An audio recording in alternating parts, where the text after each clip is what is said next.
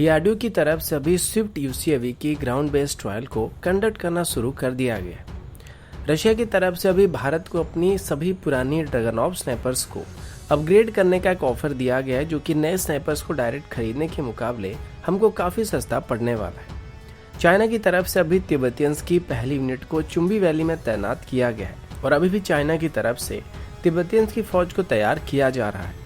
भारत की तरफ से अभी अग्नि प्राइम मिसाइल को टेस्ट करने की बात सामने आई, जो कि आगे चल के हमारी अग्नि 1 मिसाइल को रिप्लेस करने वाला है। और चाइना की तरफ से अभी लाइन ऑफ एक्चुअल कंट्रोल के करीब S-400 सिस्टम को डिप्लॉय करने की बात सामने आई, जो कि किसी भी फ्यूचर कॉन्फ्लिक्ट में भारत को मुश्किल में डाल सकता है। ऐसे ही कुछ और खबरों के बारे में हम आज की वीडियो में बात करने वाले हैं। नमस्कार दोस्तों, मेरा नाम है अंशुमन नायक और आप सभी का बहुत बहुत स्वागत है इंडियन डिफेंस न्यूज के डिफेंस टॉक सीरीज में, जहां पर हम रोज नए नए डिफेंस अपडेट्स के बारे में बात करते हैं। तो चलिए देर न करते हुए आज की वीडियो शुरू करते हैं।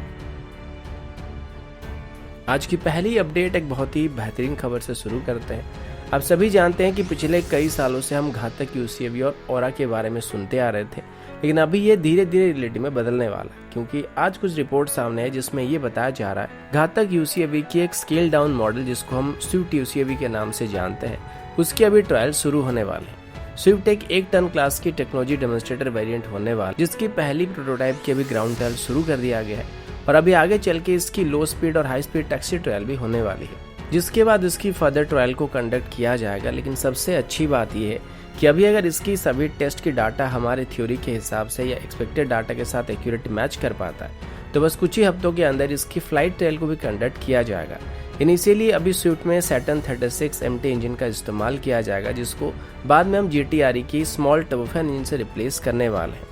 इसी साल की शुरुआत में ये खबर सामने आया था कि डीआरडीओ की तरफ से अभी स्विफ्ट यूसीएवी की पहली प्रोटोटाइप को बनाने के लिए इसकी लैंडिंग गियर्स को डिलीवर किया गया था, जिसको हमारी combat vehicle research and development establishment की तरफ से बनाया गया था। अभी इसकी ट्रायल के दौरान काफी कुछ टेस्ट किया जाने वाला है, जिसमें इसकी लैंडिंग गियर्स से लेके ऑटो टेकअप और ऑटो लैंडिंग सिस्टम या फिर इसकी स्टेल्थीनेस को भी मेजर किया जाएगा, जिसको बाद में थोड़ा बहुत फाइन ट्यून किया जा सकता है और आगे चल के इसमें इम्प्रूवमेंट भी किए जाएंगे। अब ये घातक यूसीएवी को बनाने का पहला स्टेप होने वाला है, क्योंकि घातक यूसीएवी में इस्तेमाल होने वाली लगभग सारी टेक्नोलॉजी इसमें इस्तेमाल होने वाली है और एक बार स्विफ्ट को डेवलप कर लिया गया तो उसके बाद आराम से घातक यूसीएवी को बनाया जा सकता है और 2024 से 2025 के बीच ही घातक यूसीएवी को तैयार करने का रखा गया है, जिसमें ड्राई कावेरी इंजन का इस्तेमाल किया जाएगा और आगे चल के स्विफ्ट का भी प्रोडक्शन शुरू हो सकता है, लेकिन फिलहाल ये बात अभी तक कंफर्म नहीं हुआ है।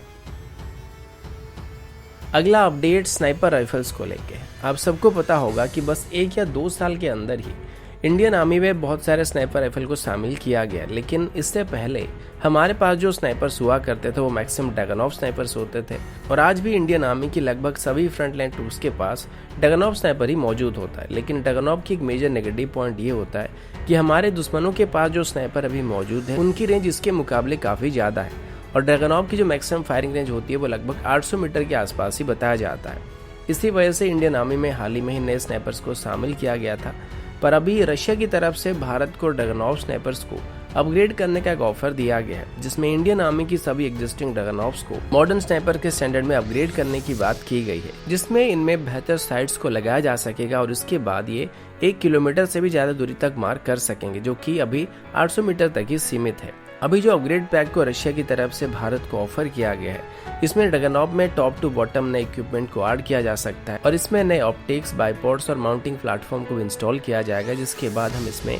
किसी भी साइट को इंस्टॉल कर पाएंगे। और रशिया का कहना है कि एक लो कॉस्ट अल्टरनेटिव के तौर पर यहाँ पे भारत को ऑफर किया जा रहा है, क्योंकि अगर भारत अभी लार्ज नंबर में अपनी सभी स्नाइपर्स को रिप्लेस करने के लिए जाएगा तो उसके लिए काफी ज्यादा पैसा खर्च करना पड़ेगा, जबकि अगर ड्रैगनऑफ को अपग्रेड किया जाता है तो यहाँ पर काफी कम कीमत में ही लगभग सेम परफॉर्मेंस को हासिल किया जा सकेगा और इनको अपग्रेड करने के बाद इससे स्नाइपिंग बहुत ही आसान होने वाली है और जिनको थोड़ा बहुत स्नाइपिंग आता है वो भी इससे अचूक निशाना लगा सकते हैं और इसको बस कुछ ही घंटे के अंदर ही मॉडर्न स्टैंडर्ड में अपग्रेड किया जा सकेगा और इसके लिए अभी रशिया की तरफ से इंडियन आर्मी के साथ बातचीत किया जाए और मे भी जुलाई से इसकी लाइव ट्रायल कंडक्ट किए जाएंगे।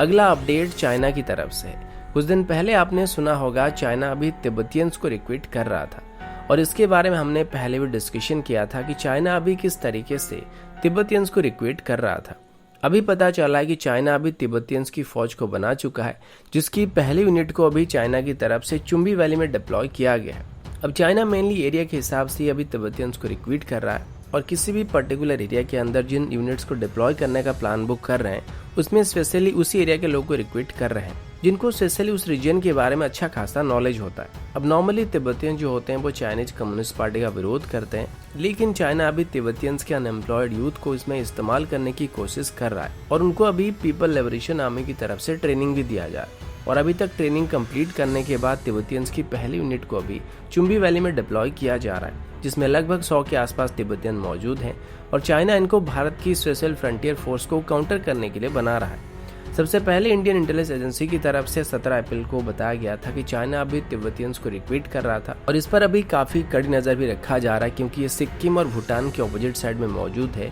तो यहाँ से वो सिलीगुड़ी कॉरिडोर को निशाना बना सकते हैं। अब नॉर्मली तिब्बतियंस पीपल लिबरेशन आर्मी को तो पसंद नहीं करते और पूरे चाइनीज मिलिट्री में बस 2100 के आसपास तिब्बतियन मौजूद है। अभी जैसे जैसे उनको ये पता लगने लगा है कि ज्यादातर चाइनीज सोल्जर लद्दाख में या तिब्बत रीजन में ऑपरेट नहीं कर पा रहे हैं, तो वो अभी तिब्बतियंस के वीक पॉइंट का फायदा उठाकर उनको रिक्रूट करने की कोशिश करने लगे हैं। अभी इनको एक रिलीजियस पॉइंट का नाम देने के लिए भी चाइना की तरफ से तिब्बतियन की हर यूनिट को ट्रेनिंग कंप्लीट करने के बाद बुद्धिस्ट मॉन्क के पास लिया जाता है और वहाँ पर उनको ब्लेसिंग दिया जाता है ताकि तिब्बतियंस के वो लोग अभी करीब आ सके और आगे चल के अगर लड़ाई हुआ तो भारत के खिलाफ जंग लड़ने में तिब्बतियन चाइना का मदद करने वाले हैं, जिनको लद्दाख और तिब्बतियन रीजन के बारे में अच्छी खासी नॉलेज है। और ये बात आगे चल के भारत के लिए दिक्कतें पैदा कर सकता है, क्योंकि ये जो यूनिट्स हैं इनका कोई स्पेसिफिक यूनिफॉर्म नहीं होने वाला, जिस वजह से ये बंजारों की तरह घूमते हैं और ये सिविलियन ड्रेस में घूमते रहते हैं, जिस वजह से आगे चल के अगर कभी भी घुसपैठ करने की कोशिश करेंगे तो इनको पहचानने में हमको काफी दिक्कत का सामना करना पड़ सकता है।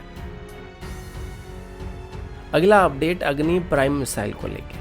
अब सभी को 1 या 2 दिन पहले मैंने बताया था कि बे ऑफ बंगाल के ऊपर और अरेबियन सी के ऊपर अभी भारत की तरफ से मल्टीपल वार्निंग को इशू किया गया है, जिसमें भारत कई मिसाइल की टेस्टिंग करने वाला है। हालांकि सोशल मीडिया में इसको लेके कई तरह के हाइप क्रिएट किए जा रहे थे कि भारत अभी बैलिस्टिक मिसाइल डिफेंस सिस्टम को टेस्ट करने वाला है या फिर अपनी हाइपरसोनिक टेक्नोलॉजी डेमोन्स्ट्रेटर व्हीकल को टेस्ट करने वाला है, लेकिन तब मैंने ये भी बताया था कि इनमें से एक्यूरेटली किस मिसाइल की टेस्टिंग होने वाली है ये अभी तक क्लियर नहीं हुआ है। आज पता लगा कि 28 और 29 जून को जो बे ऑफ बंगाल के ऊपर वार्निंग इशू किया गया था उसके अंदर भारत अभी अपनी अग्नि प्राइम मिसाइल की टेस्टिंग करने वाला है और इसे मे भी आगे चल के हमारी अग्नि 1 मिसाइल को रिप्लेस करने के लिए इस्तेमाल किया जाएगा। ये एक 2 stage solid fuel based missile है जिसमें इनर्शियल नेविगेशन सिस्टम का इस्तेमाल होता है। अग्नि 1 की बात करें तो अग्नि 1 एक सिंगल स्टेज का मिसाइल है, जबकि ये एक 2 स्टेज का मिसाइल है और ये कैनिस्टर बेस्ड सिस्टम होने वाला है, जिस वजह से इसको फायर करना काफी आसान होने वाला है या फिर कहीं पर भी इसको ले जाना काफी आसान होने वाला है। अग्नि 1 मिसाइल की बात करें तो इसका रेंज 800 किलोमीटर से लेकर 900 किलोमीटर के आसपास बताया जाता है, लेकिन अग्नि प्राइम की रेंज यहाँ पे 1500 किलोमीटर के आसपास होने वाली और इसमें अभी नए टेक्नोलॉजी का भी इस्तेमाल किया गया, जिस वजह से ये अपने पुराने वेरिएंट के मुकाबले काफी हल्का होने के साथ साथ काफी एक्यूरेट भी है। लेकिन अभी इसके बारे में और ज्यादा जानकारी देने के लिए ऑफिशियल्स की तरफ से इनकार किया गया है और मे भी इसकी पहली सक्सेसफुल ट्रायल होने के बाद इसके बारे में और ज्यादा जानकारी पब्लिक किया जाएगा। अगला अपडेट INS विक्रमादित्य को लेकर, जो कि अभी हमारा इकलौता एयरक्राफ्ट कैरियर है और इसी साल के अंत तक इंडियन नेवी में हमारा दूसरा एयरक्राफ्ट कैरियर INS विक्रांत भी शामिल होने वाला था, लेकिन फिलहाल मानसून की वजह से इसकी सी ट्रायल थोड़ा डिले होने वाला है, तो इसको 2021 के पहली क्वार्टर में ही नेवी में शामिल किया जा सकता है। इसी बीच INS विक्रमादित्य की बात करें तो INS विक्रमादित्य का पिछले कुछ महीनों से शेड्यूल मेंटेनेंस चल रहा था और इसी बीच इसमें फायर इंसिडेंट भी हुआ था, लेकिन वो मेजर इशू नहीं था। अभी बताया जा रहा है कि रशिया की तरफ से अभी भारत को आगे चल के INS विक्रमादित्य में कोई भी मॉडिफिकेशन करने के लिए या किसी भी तरीके की मेंटेनेंस वर्क को करने के लिए इंडियन शिपयार्ड को टेक्निकल सपोर्ट प्रोवाइड किया जा रहा है और अभी रशिया की सबमर्ज शिपबिल्डिंग की तरफ से इंडियन शिपयार्ड को INS विक्रमादित्य में किसी भी प्रकार की मेंटेनेंस वर्क को करने के लिए या मॉडिफिकेशन को करने के लिए सभी जरूरी मॉडर्नाइजेशन को प्रोवाइड किया जा रहा है। यानी कि अभी हमें अगर आगे चल के कोई भी इशू का सामना करना पड़ा तो इसको भारत में ही आसानी से ठीक किया जा सकेगा और इसके लिए रशियन शिपयार्ड की तरफ से प्रोजेक्ट 11430 के अंदर भारत को सभी प्रकार की टेक्निकल और मेंटेनेंस सपोर्ट को प्रोवाइड करने का वादा किया गया था और अभी इसको फाइनली पूरा कर दिया गया है। अगला अपडेट भारत और यूनाइटेड स्टेट को लेके। कुछ दिन पहले मैंने आप सभी को बताया था कि भारत की तरफ से भी अरेबियन सी के ऊपर एक नोटम वार्निंग को इशू किया गया था और यहाँ पर भारत और यूनाइटेड स्टेट के बीच एरियल एक्सरसाइज को कंडक्ट करने की बात सामने आई थी। हालांकि तब ये क्लियर नहीं था कि किस तरीके का एक्सरसाइज वहाँ पे होने वाला है, लेकिन अभी पता चल चुका है कि एक पैसेज एक्सरसाइज ही होने वाली है, लेकिन इस बार इसको थोड़े बड़े पैमाने में किया जाने वाला है। नॉर्मली पैसेज एक्सरसाइज जो होते हैं उसमें ज़्यादा कुछ फायरिंग एक्टिविटी नहीं होता और ज़्यादा एयरक्राफ्ट या ज़्यादा वेसल भी इसमें शामिल नहीं होते, लेकिन इस बार इसमें इंडियन नेवी के साथ साथ इंडियन एयरफोर्स भी पार्टिसिपेट करने वाला है और साथ ही यूनाइटेड स्टेट की तरफ से USS Ronald Reagan carrier strike group भी इसमें शामिल होने वाला है। इंडियन नेवी की तरफ से इसमें INS कोची और INS तेग को डिप्लॉय किया जाएगा। साथ ही नेवी की तरफ से P-8I एयरक्राफ्ट और MiG-29 के फाइटर जेट को इसमें डिप्लॉय किया जाएगा। दूसरी तरफ अगर इंडियन एयरफोर्स की बात करें तो इंडियन एयरफोर्स की तरफ से इसमें Su-30 MKI जगुआर या फिर एवेक्स के साथ साथ एरियल टैंकर को भी डिप्लॉय किया जाएगा।